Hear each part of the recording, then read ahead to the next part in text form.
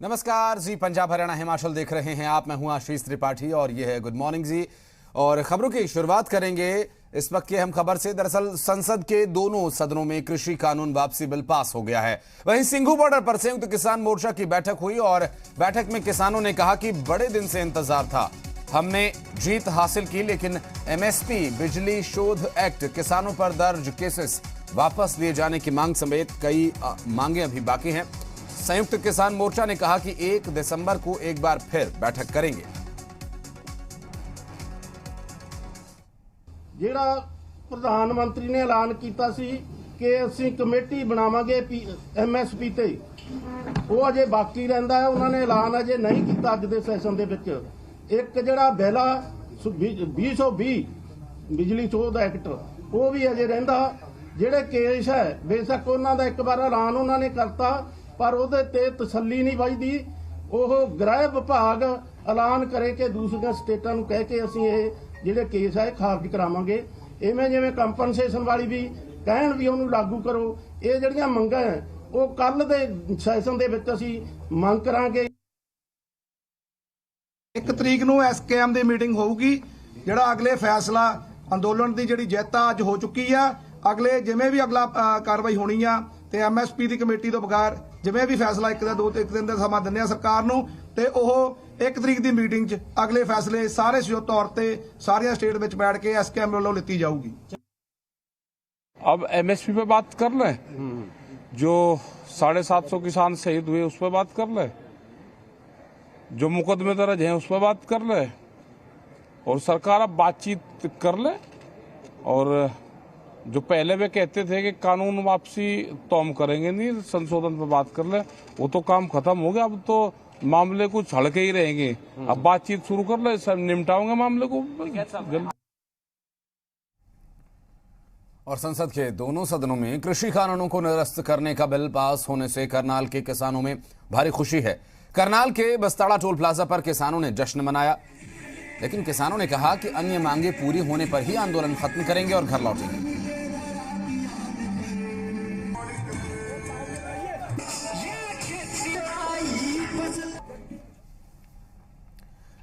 लोकसभा और राज्यसभा में कृषि कानून वापसी बिल पास होने से टिकरी बॉर्डर के आंदोलनकारी किसानों में खुशी है। और किसानों ने कृषि कानून वापसी को अपनी जीत तो बताया ही, लेकिन कहा कि अभी घर वापसी नहीं होगी।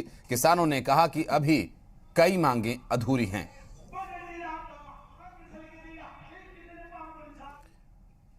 और बढ़ते आगे, आपको बता दें कि हरियाणा के कैबिनेट मंत्री रणजीत सिंह चौटाला ने लोकसभा में तीनों कृषि कानूनों को रद्द किए जाने पर प्रधानमंत्री नरेंद्र मोदी का आभार जताया और किसानों को आंदोलन छोड़कर घर लौटने की अपील की। कैबिनेट मंत्री रणजीत चौटाला ने उम्मीद जताई कि एमएसपी पर भी जल्द ही कमेटी का गठन होगा, जिसमें किसान संगठनों के नेता, केंद्र के मंत्री शामिल होंगे। रणजीत सिंह चौटाला ने कहा कि कमेटी में एक्सपर्ट्स के मशवरे भी सुने जाएंगे। किसान संगठनों और केंद्र सरकार के बीच वार्तालाप के बाद कानून बने। केंद्र सरकार ने आज तीनों कृषि कानूनों को लोकसभा में रद्द कर दिया है। इस वक्त हमारे साथ हैं चौधरी रणजीत सिंह, जो हरियाणा के कैबिनेट मंत्री हैं। इनसे बातचीत करते हैं। सर, कितनी राहत मान रहे हैं? तीनों कृषि कानूनों को प्रधानमंत्री ने खुद रद्द कर दिया। देखिए, पूरी पार्लियामेंट ने करा है। पहले उन्होंने अनाउंस कर दिया था, एक दिन सुबह ही करा, उसके बाद कैबिनेट ने कर दिया। एक प्रक्रिया है जिसको पूरा किया गया है, और मैं समझता हूँ कि उन्होंने लोगों का एक मेजॉरिटी ओपिनियन लोगों का देख के, किसानों की फीलिंग देख के उन्होंने ऐसा फैसला करा है। प्रधानमंत्री खुद बहुत समझदार है, उन्होंने हालात देख के अपना करा है। तो मैं तो बधाई देता हूँ कि उन्होंने एक बड़े समुदाय की बात को सुन के और उनका विश्वास जीता है। पिछले 1 साल से सर किसान प्रदर्शन कर रहे हैं। टीकरी बॉर्डर या दूसरे जो सिंघू बॉर्डर हैं या दूसरे बॉर्डर हैं, उन पर बैठे थे। क्या आपके पास कोई जानकारी है कि किसान अब अपना आंदोलन समाप्त करेंगे और अपने घर की तरफ लौटेंगे? देखिए, उनकी बात वही कह सकेंगे, मैं नहीं कह सकता किसान क्या करेंगे। उन्होंने 2-3 मीटिंगें रखी है, 4 के रखी है। कभी मार्च था, वो कैंसिल हो गया। ये किसान फैसला करेंगे। मेरे ख्याल में जो मुद्दा था वो तो हो गया। अब मेरा भी यही कहना है कि अब उन्हें ख़त्म करना चाहिए, अपने घरों को लौटना चाहिए, और इसके बाद कोई बात हो तो दोबारा नए सिरे से प्रधानमंत्री के दरवाजे खुले हैं, कभी भी बात करें। फिलहाल सर किसान अभी भी एमएसपी की मांग कर रहे हैं, क्या कहेंगे? आप खुद किसान नेता हैं, आपके पिता किसानों के मसीहा रहे हैं, क्या कहेंगे?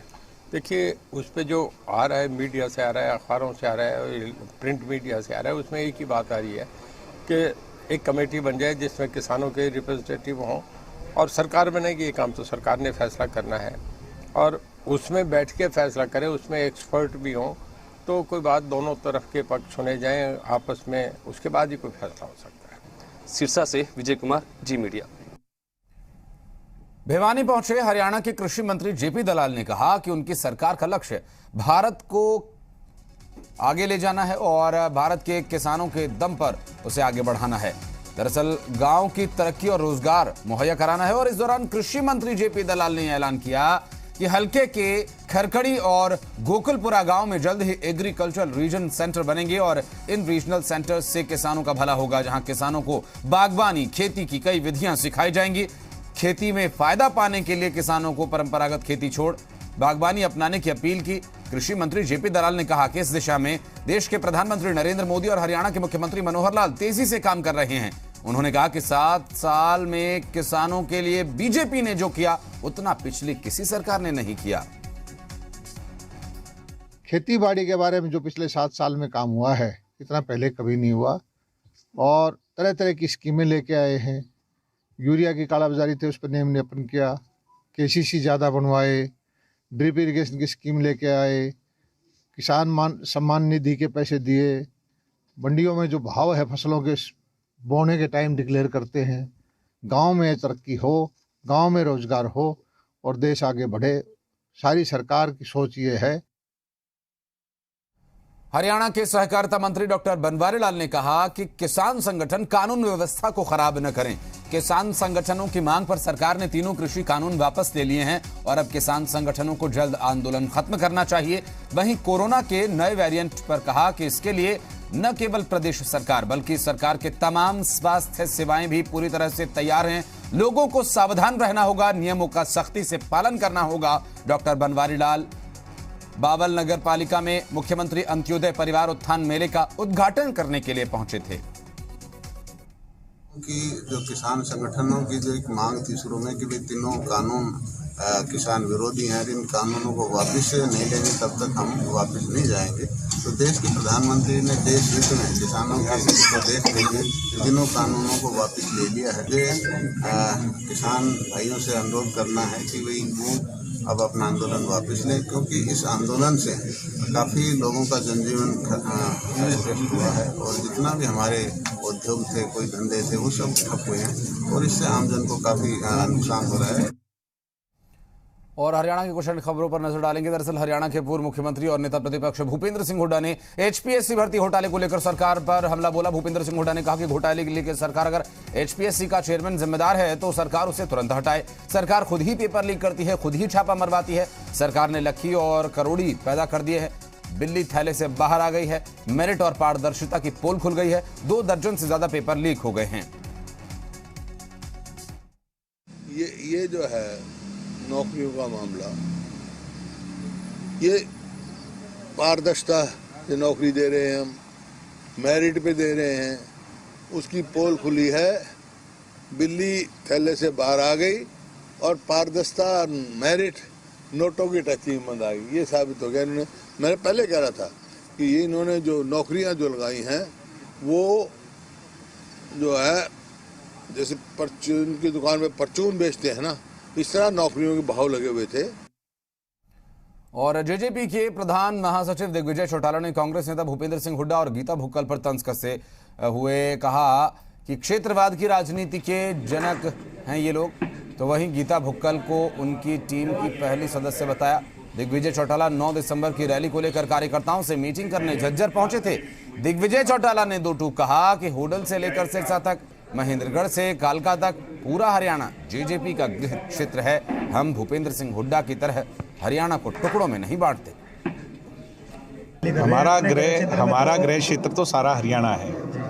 ये भूपेंद्र हुड्डा जी जब मुख्यमंत्री बने तो उसके बाद उन्होंने हरियाणा के अंदर भी अपना अलग गृह क्षेत्र बनाया, यानी रीजनलिज्म की पॉलिटिक्स, क्षेत्रवाद की राजनीति के जनक अगर हैं तो भूपेंद्र हुड्डा जी हैं।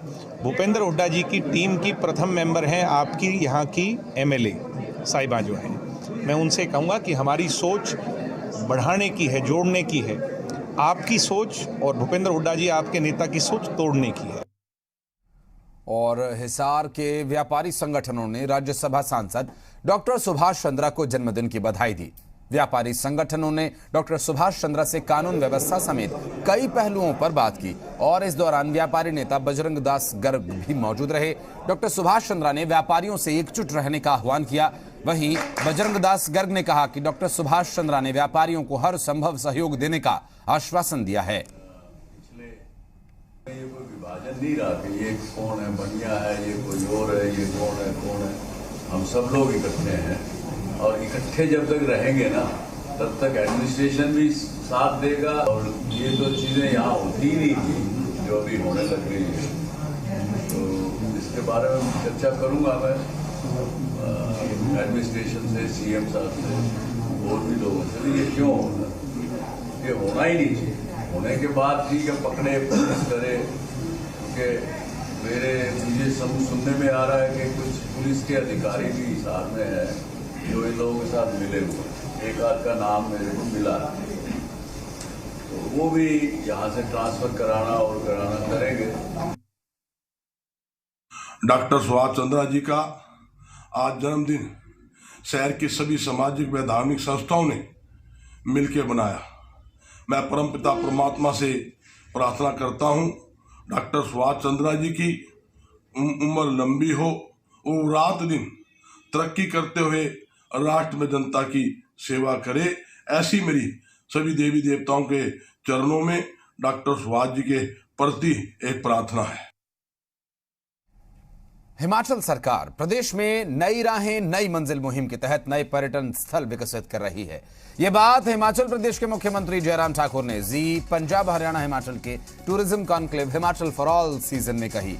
मुख्यमंत्री जयराम ठाकुर ने कहा कि इको टूरिज्म के लिए 25 करोड़ का प्रोजेक्ट तैयार किया है। हिमाचल में कनेक्टिविटी की समस्या पर मुख्यमंत्री जयराम ठाकुर ने कहा कि 6 से 7 महीने में मंडी से मनाली तक का बेहतरीन रास्ता बनकर तैयार होगा। ये रास्ता 5 टनल से होकर गुजरेगा। मुख्यमंत्री ने कहा कि सरकार हवाई कनेक्टिविटी पर काम कर रही है और इसी को लेकर मंडी में जगह तय कर ली गई है। साथ ही टूरिज्म कॉन्क्लेव में मुख्यमंत्री जयराम ठाकुर ने हिमाचल प्रदेश में फिल्म सिटी बनाने समेत तमाम दूसरे मुद्दों पर भी सरकार के कदमों द्वारा क्या कुछ प्रयास किए जा रहे हैं जानकारी दी। हमने एक चीज़ की है, हमने हिमाचल प्रदेश में शुरुआत की है एक नई स्कीम की, नई राहें नई मंजिलें, यानी कि वो फोकस्ड है कि हम ये 3-4 डेस्टिनेशन जो हमारी टूरिस्ट डेस्टिनेशन है, जो इंटरनेशनली नोन डेस्टिनेशंस हैं, उससे हम टूरिस्ट को बहुत लंबे समय तक के लिए एंगेज नहीं कर सकते हैं। और वो आता है मनाली घूमने के बाद 2 दिन घूमने के बाद 3 दिन घूमने के बाद इसके बाद फिर वो रुक कर देता है जाने का, वापिस जाने का। शिमला में भी स्थिति है, मोरलेस धर्मशाला में भी स्थिति है। तो नई टूरिस्ट डेस्टिनेशन डेवलप करना वो हमारा उसमें लक्ष्य किया है उसमें। और उसमें हमने अभी तक हिमाचल प्रदेश में लगभग 200 करोड़ रुपए का बजट प्रोविजन रखने के बाद उसमें काम भी शुरू किया है। और जेसीसी की बैठक के बाद कई संगठनों ने सरकार के खिलाफ मोर्चा खोल दिया। भारतीय मजदूर संघ ने अपनी मांगों को लेकर शिमला में जोरदार प्रदर्शन किया और प्रदेश भर से बीएमएस के सैकड़ों कार्यकर्ता चौड़ा मैदान में इकट्ठा हुए, सचिवालय तक रैली निकाली और इस दौरान सड़कों पर घंटों लंबा जाम लगा रहा।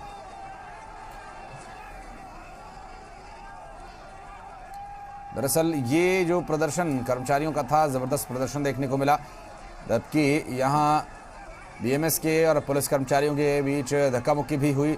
शहरी विकास मंत्री सुरेश भारद्वाज ने कहा कि सरकार लोकतांत्रिक तरीके से हर बात का समाधान निकालने के लिए तैयार है। जो भी मांगे मानने योग्य होंगी उन पर सरकार जरूर विचार करेगी।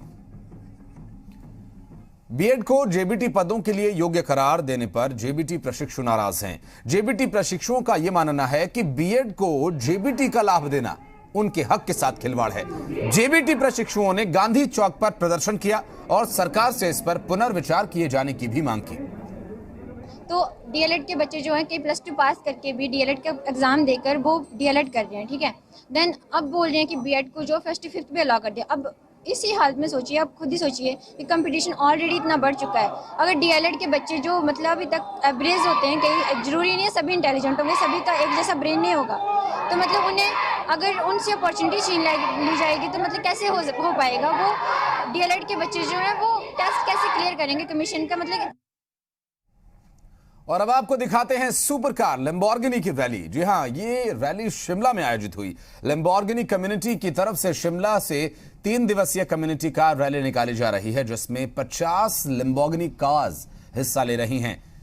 50 लैम्बोर्गिनी कार्स एक साथ सड़क पर जब शिमला की दौड़ती नजर आए तो लोग देखकर हैरान रह गए।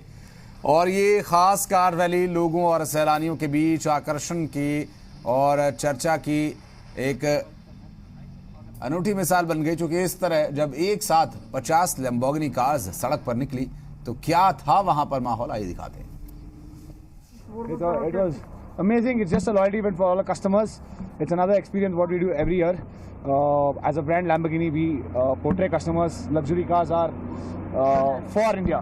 सर बहुत अच्छा लग रहा है एक्सपीरियंस आ रहा है, मतलब अच्छा लग रहा है कि हमारे को शिमला में ऐसी गाड़ी देखने को मिली है जी। मैसेज तो अच्छा लग रहा है, शिमला में भी ऐसी गाड़ियाँ हो।